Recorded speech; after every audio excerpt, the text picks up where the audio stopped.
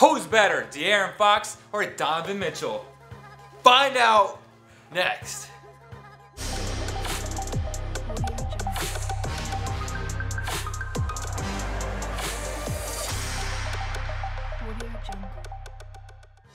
Before we get into who's better and we give you all the stats, all the good stuff, this episode is presented by SeatGeek, so make sure to use the code COWBELL to get $20 off Jazz tickets, Kings tickets, concerts, Kanye, everybody, whatever it is, use the code COWBELL and you will get $20 off. And always remember, without Kanye, there's no Drake.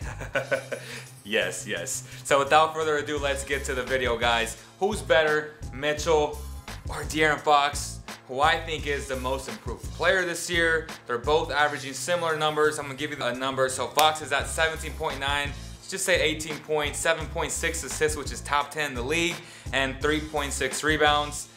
DM is averaging 20.8 points a game, 3.2 assists, and 3 rebounds. Those are the counting stats, right? Before we get into like the juicier numbers, just thoughts on that and just the overall improvement that we've seen from De'Aaron Fox this season. I think the only question from Fox in the draft, from him being the best player in the draft, was his shooting ability. Right. And what has he done this season?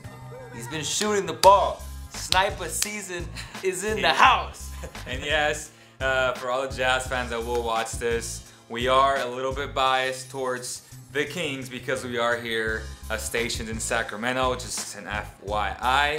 But again, my favorite player is Donovan Mitchell, and I'll just put that out there. So I'm gonna go to war for him. He's even better off the court. They're both super awesome amazing guys off the court. And both guys should have been on the same team, but that's a whole different story for a whole different video. Donovan, Luka, Fox. Oh my gosh! We joke. Alright. So the Kings are 15 and 12. The Jazz are 14 and 15 as we record this video, which is a Friday before the Kings versus Warriors. So far, have the Jazz been a disappointment? They have, but I would say they've had a couple injuries. I know Donovan was hurt for a little bit, and then every team is literally like a game away from each other. So if Donovan's out for a game, you lose a game, and then you guys are down out of the playoffs. So right now they're only 2 games out of the 8 seed. So it's not much.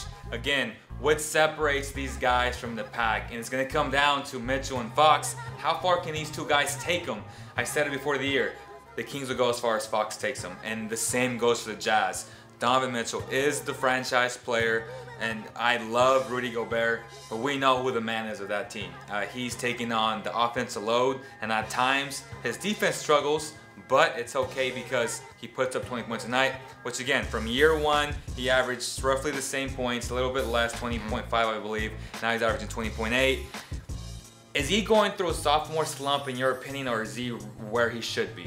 Here's what I think what's happening. Defenses know where the Jazz get their offense from.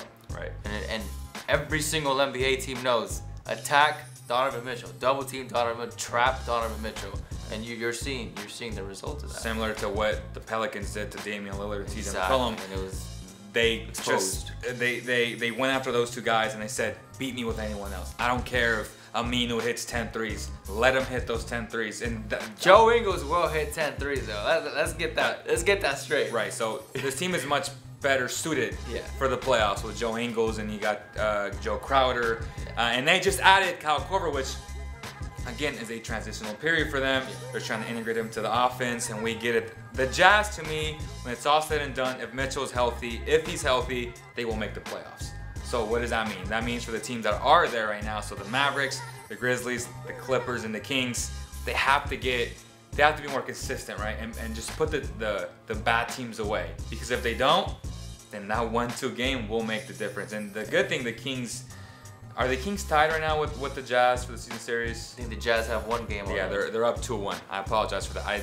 I should know that because they went at it the first game of the year and they It's fun. I love those matchups. They're fun to watch. Right. So let's get to another stat which is really important when it comes to who's better between Mitchell and De'Aaron Fox. Usage rate. Donovan Mitchell is top 10 in the NBA right now. He is at 29.4, so he has the ball a lot in his hands. It's very obvious when they play, the offense goes through him. They gave him that lead, that role last year. He's taking it this year, and again, teams are cracking down on his weaknesses, and they're saying now we have more film on you, which caters to the great start of De'Aaron Fox in his sophomore year. Last year, he came off the bench. The coach didn't give him the keys to the organization right away. He's earned it now. A lot of people have said it's a surprise year, but for us, we kind of knew he was going to be really good because we saw the work that he put in. When you compare it to his usage rate, which is 23.5, and the other thing is Buddy Hield is at 23.4. What does that mean? They're sharing the ball. They're the Right. scorers. Everyone can score on that team. Exactly, and it just shows that Bogey gets a lot of that touches, and you know their bigs get a lot of the usage rate because you know Coach Yeager likes to run the half-court offense through the bigs, but it just shows that again there's a lot of versatility. It's not just a one-man show. But what I think Donovan has to do if he wants to solidify himself as an all-star is, you know, Kevin Durant's gonna get his numbers. You Right. game plan for him, it's not gonna help. You game plan for LeBron, you still can't stop him. Jordan, you still can't stop him. Kobe, Right. you still can't stop him. Donovan has to take that mentality and be like, you guys know I'm the offense, but try to stop me if he wants to be an all-star. That's the next step for him. There's no surprise. There's no element of surprise no more. Not anymore. Teams know how good he is. Yes, sir. And what he did in the playoffs. We're still waiting for Fox to do that. So when it comes down to our final say of who's better, I think it's going to come down to that in my opinion. But let's move on to the next number, which is they're both fast, athletic, and they like to take it to the rim, to the rim. So drive to the basket points per game. Mitchell averages 7.7 when he drives to the basket. Fox is at 6.4, so he gets a point more, and the percentages are 47 to 46. So they're both efficient. What does that show? They both love attacking the rim. I think I haven't watched Donovan as much this season. He's the only time he pops up is when he does a huge dunk. Right. But from what I've seen from Fox is when he wants to attack the rim, there's few that can stop him from going to the rim. Right. So again, to me, what that stat means to me is Fox doesn't get enough calls. I feel like he gets fouled a lot every time he gets there. So with more experience, more reps, more better, you know, with the refs, he's gonna start getting those calls. So that number's gonna bound to go up. And the same with Mitchell. I think Mitchell's been hurt. He's kind of being a little bit shy off, and now if I attack more, it's more likely for me to get injured. So that's what that means to me. But both been very good when it comes to overall 2-point percentage. Again, they're both at 49.8, so just say 50%. Both of them, they've been both very efficient. What separates them this year is a 3-point shot, right? So Mitchell is shooting 30% from the field overall. Last year he was shooting 34%, which to you is average. To me, it's still terrible. Especially if you shoot so many three-pointers. See, Mitchell's he's attempting seven threes a game. But what I say to that is, my counter is, every time he attempts it, it opens up his driving ability. So guys are biting because they know he's a very capable three-point shooter. Now he's not shooting a high percentage, but you still have to respect the shot. You're not gonna leave him wide open. So every time they close, he drives, right? So that's part of him taking the attempts that he does take, and Coach Snyder allows him to take it. So let's talk about Fox real quick. He shot 2 attempts last year, shot an abysmal 30%, the same now, but he has jumped an 11% and with 1 more attempt. So he's shooting 3 points, 3 attempts per game from beyond the arc, and it's 41%. What surprised me the most was the last game, not the home game, the game before that. Who they play? The Bulls. The Bulls. De'Aaron Fox in the 3rd quarter was literally catching and shooting the ball. He was running to the corner, catching, shooting it. I was like, what? It's not like he usually pops up off the screen. He ran to the other side, caught, shot. I was like, I don't know how you're supposed to stop that. He's hitting that. You can't keep up with him. You can't. He is box office television. Like if he stays consistent with this throughout the season, he deserves a lot of all-star consideration. And most improved. And we talked about it's between him and Siakam, right? Yeah, and Siakam. As of right now. And MVP, don't forget MVP. And MVP. Yeah. So 3-point percentage, an incredible increment, and as far as an increase, do you want him shooting more threes? I do. If they're there, that goes for the whole team, though. Right. The whole team.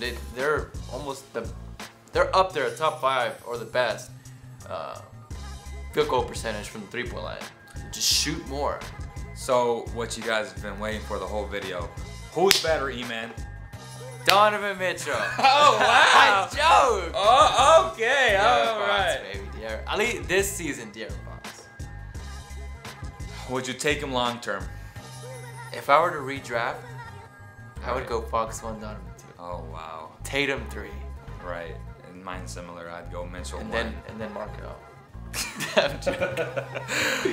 So I'd go Mitchell 1, Fox 2, and I love Fox and I love Mitchell. It's so close, guys, but I guess the reason why I'm going with Mitchell is because he's done it one more year and he's proven it in the playoffs that he beat that OKC team. That's beautiful. And he was amazing. Insane. Again, he's going through a transitional phase, in my opinion. Fox will go through that, I think, in the second half of the season, and everyone he's gonna see a lot more tougher defenses catering towards him. And regardless, he's gonna get back whoever guards him. But the point is, he is now gonna be like the target. He's not gonna catch teams from surprise anymore. Like, he is the guy. So I gotta give the edge a little bit to Mitchell. But long term, you can't go wrong. I'm not gonna give you an answer because I love to have both, and I'm happy that the Kings have at least one of them. Could I have both? But that's just my greed talking. But again, guys, thank you guys so much for all the support in our quest and having Cowbell Kingdom and Basketball Zone. One channel, one community, one conversation. Thank you, E-Man, for joining me in this segment of this video. Hopefully you guys enjoyed the video. Make sure to share, hit that like button, and subscribe. And leave a comment. Who would you draft? Exactly. Donovan Mitchell, De'Aaron Fox.